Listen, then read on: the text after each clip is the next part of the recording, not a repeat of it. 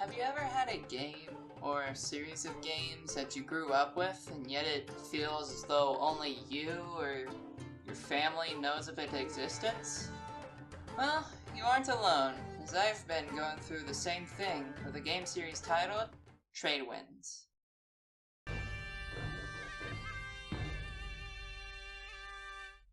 What is Tradewinds, you may be asking? Well, Tradewinds is a game franchise released by Sandlot Games about being a merchant. You buy goods, go to other places, and sell them. Sounds pretty basic enough, right?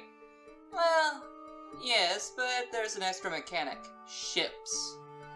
You have to get across the lands with boats, but it's not just you in the water. And the other sailors aren't so nice.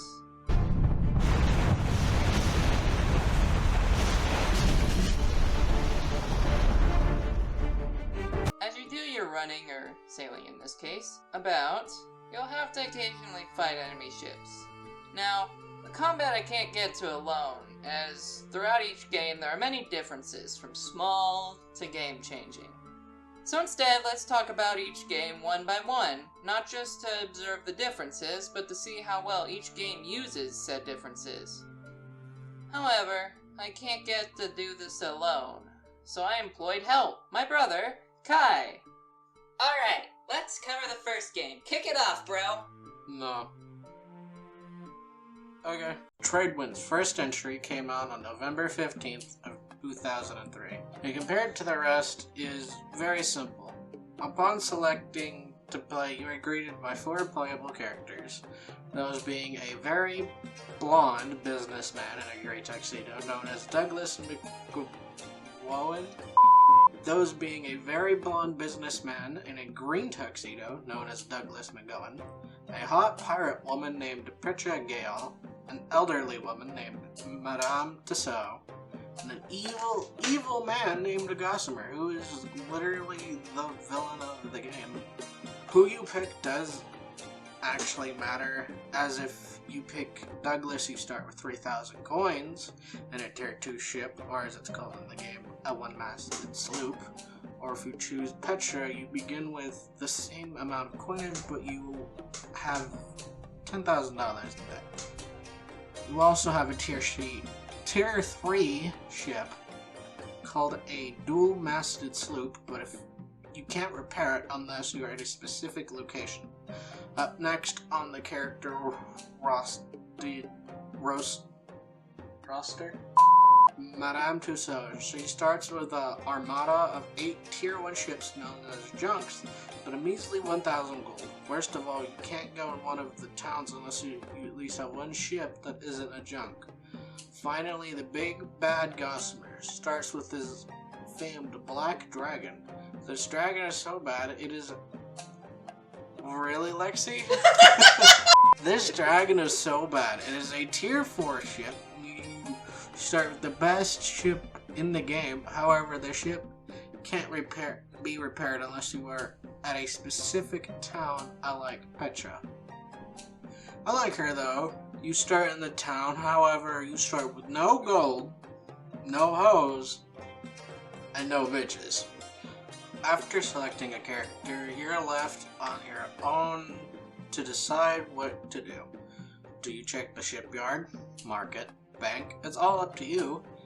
Usually you check the market, but till you either run out of space or cash, then you can either sell off or check the port authority to see what parts you can peacefully put it into with violence. The first thing you will notice when clicking to sell off is, wow, this is limited. Worst part is, depending on which character you pick, you could be even more limited. If you don't pick Petra or Gossamer, you don't have access to Shangri-La, a floating city. It's only place to repair illegal ships. Now where to go? Honestly, anywhere is fine, except for Lamasuit. It's too far away and doesn't even have shipyard. Dangan likes one too, but is at least close to a town that does. Edamame is a good place, but Shangri-La or Jiaqing is the best. So the gameplay loop sounds pretty boring so far. Just go from place to place, buying or selling. Well, while out at sea, you sometimes fight pirates and suddenly the atmosphere gets tense as you hear the dreaded battle sound. And now you're stuck in a fight against an enemy fleet. Now, you get the first turn, and you choose which ships to focus on for your turn. Each ship of yours can target one different one, though you don't exactly get to choose. You just choose a list for the ships to choose.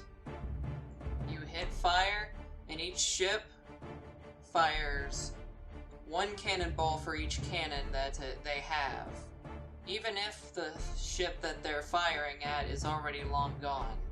And then it's the enemy's turn, who does the exact same thing you did, only instantaneous and seemingly random. This keeps going until either you or the enemy's entire fleet is sank. There is an option to flee, but that isn't always the best thing to do. It's better to fight than to flee. After the battle's over with, you get given money depending on how dangerous the pirate was. And, occasionally, if you're Madame So or Douglas, allowance to sail to Shangri-La, which is the floating city that you normally don't have access to if you're those characters.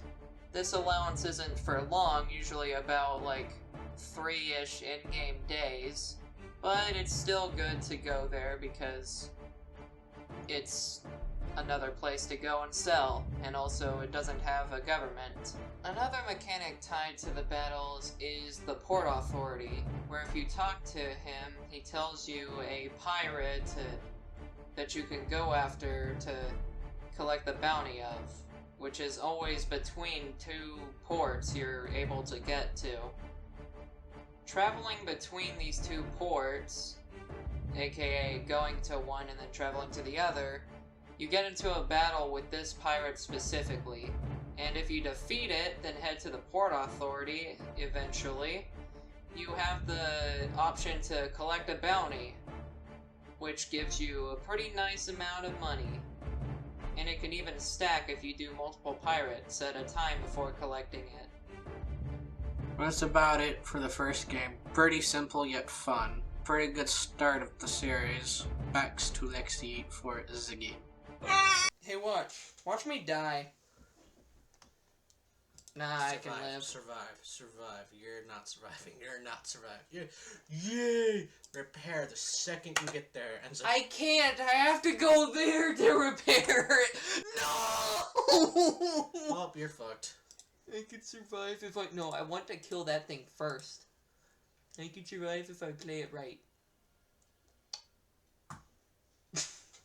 Oh! Tradewinds 2 came out about a year and a half after the first and changed so much. Before I get to the changes though, let me tell you what stayed the same. You're still able to buy and sell items, you travel the same way, and the bank, moneylender, warehouses, and bar works exactly the same way as the first game. The shipyards also have the same main focus of buying ships. However, that's where the similarities end, as the rest of the game has been changed, though most of the changes are for the better. To start naming all the changes, I'll list a minor one, which I haven't even brought up when talking about the original game. Though I did leave out a lot of details of the game in the script, so that's on me. The first major change is that in Tradewinds 1, each port had a unique music track that played as you were doing your deeds. In this game, though, instead chooses from a wide selection of songs to play anytime you get to a port or leave the pause menu. Pretty minor change, and honestly I never noticed until I checked the files of the game and realized. One of the bigger changes is that the Port Authority is just gone, just straight up replaced. It was replaced with the Governor, who functions very differently. In free trade mode, which plays closer to the original, with you being able to go to any port at any time, the Governor is entirely useless.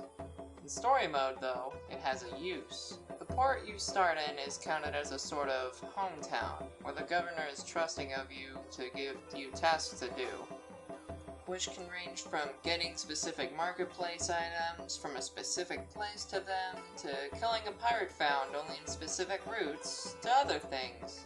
Your rewards also differ, from a new addition to your fleet that gives you a special reward for a short amount of time, to additions to your map.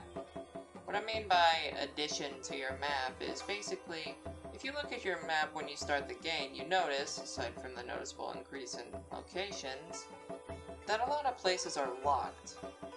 Said allowance adds a new area to sail to. Eventually, after doing enough of the governor's tasks, you'll get the ability to do tasks from other governors, allowing you to do multiple ones at once. Sit down, cause I'm far from done with listing changes. For one, the marketplace was changed to have plenty more stuff to buy and sell, with a lot being hidden until you unlock more areas. The shipyard allows you to not only buy cannons, but also special ammo to use in battle now. Marketplace items, primarily the ones you unlock later on in the game, which are pretty expensive, can have a chance to be contraband, which sell for big bucks, but will be confiscated upon getting to the location. You can talk with the bartender, they'll have a chance to tell you which day a certain item will be illegal at what port, giving you time to repair. This was a system in the first game, but it was only one specific item and was rare. I think would only happen if you're either Petra or Gossamer.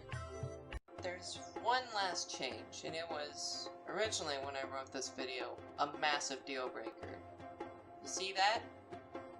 Get a bit closer. You see that? How it says ship instead of ships? That isn't a missing S for nothing, as you get one single ship.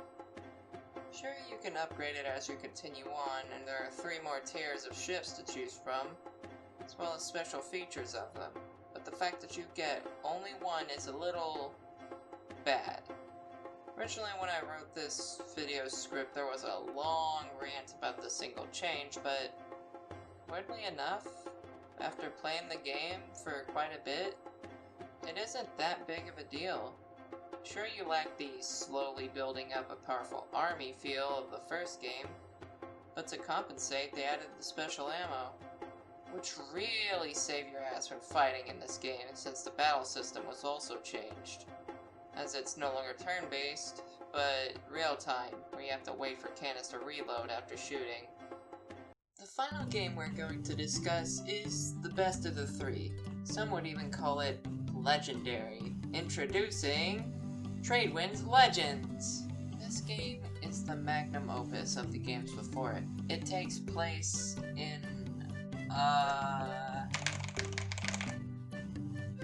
wait, it's apparently modern day? No, that can't be right.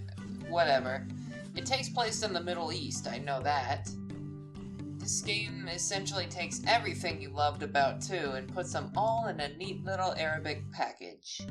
But what about the battles, you may ask? Well, they fixed them. While they're still not turn-based, they at least let you have multiple ships. In fact, you can have up to 20, which is over double the first game's maximum, I think. They also added on to the strategy with a new feature, curses. You can select specific curses to hurl at specific enemies. Want a pirate to stop firing at you for a bit? Throw bees at them. Want to take a cannon away from them? Throw lodestone at them. Want to just do big damage? Throw fireball. Or, for even bigger damage, Wrath of Gene. I'm probably saying that wrong, but, well, I've probably butchered so many different words, so I don't really care at this point.